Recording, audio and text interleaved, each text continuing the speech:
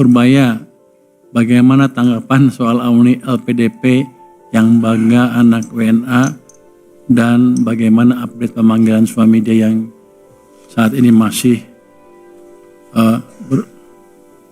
dia masih kuliah, udah lulus kan? Sudah lulus kan suaminya? Oh masih ini. Jadi kalau saya nggak tahu nih, saya baca ininya.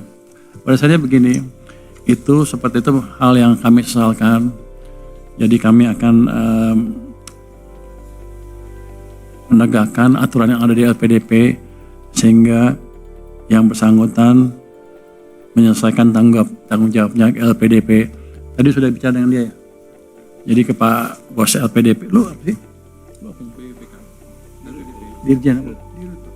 Lu Dirut. Lu bukan Dirjen. Jadi Pak Dirut nih bosnya LPDP nih sudah bicara tadi dengan suami terkait ya. Dan dia sepertinya sudah setuju untuk membayar, mengembalikan uang yang dipakai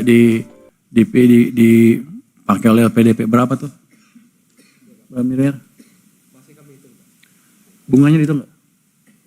Tata kelola sekarang Hitung bunga? belum kita masukkan bunganya. Hitung bunganya ya? Siap, Pak. Jadi termasuk bunganya loh. Jadi bukan uang dipakai, kan kalau saya taruh uang itu di bank juga ada bunganya kan. Jangan dengan treatment yang fair. Saya harapkan ke depan teman-teman yang dapat pinjaman LPDP, ya kalau mau nggak seneng yang nggak seneng, tapi jangan menghina-hina negara lah. Jangan begitu. Kita itu uang dari pajak dan sebagian dari utang yang kita sisihkan untuk memastikan SDM kita tumbuh. Tapi kalau dipakai untuk menghina negara ya kita minta uangnya dengan bunganya kalau gitu. Nanti saya akan blacklist dia.